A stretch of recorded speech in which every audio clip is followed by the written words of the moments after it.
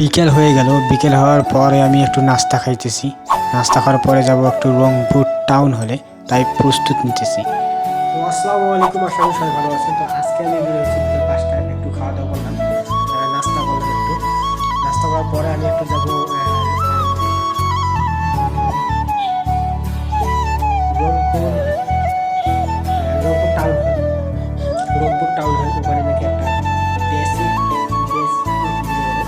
Basic শিল্পকলা নামে একটা মেলা আছে, ওখানে যাব। এই কারণে অবশ্যই ভিডিওটা দেখতে থাকুন। এই কারণে আমি দরজাটা বন্ধ করব এবং রুমটা বন্ধ করব, বলতে ভুল হয়ে গেল। তো আমি পুরো রেডি। তো এবার যাব আমি লিফটে যাব। দেখি লিফটে আসছে কি আসে নাই। ও 2 নম্বরে আছে, এখনো 2 নম্বরে। এখন অপেক্ষা করুন, অপেক্ষা করতে থাকুন। অপেক্ষা করতে করতে চলে আসলো না, এখনও আসে নাই। এই চলে আসলো, এই মাত্র খুলবে ও ওপেন হইল সুন্দরভাবে। কেউ নাই আপাতত, এই জন্য ভিডিওটা করতে পারলাম না, আগে করতে পারলাম না হয়। এখন গ্রাম টিপসি আসতে অল্প করে।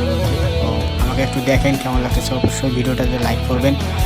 কেমন হইতেছে ট্রাই করতেছি ইনশাল্লাহ। আমি এখন সাইকেলটাই নিতে যাব, যেহেতু আমার সাইকেল আছে, সাইকেল নিয়ে যাব। রিক্সায় যাব না বা অটোতেই যাব না, এটা আমার সাইকেল এখানে থাকে। সাইকেলটা বের করলাম। তো সাইকেলটা বের করতে করতে এই দেখেন উপরে দোকান, নিচে চলে আসলাম জাহাজ কোম্পানি, বেতপট্টি এটাকে বলা হয়, বেতপট্টি। চলে আসলাম। ওয়েদার একদম ঠান্ডা, কিন্তু মনে হয় একটু অন্ধকার হয়ে আসতেছে। ফোনও তো চার্জও নাই। এই যে অন্ধকার, মানে বৃষ্টি হওয়ার সম্ভাবনা বেশি। আমি বৃষ্টির মধ্যেই ভিডিওটা করছি।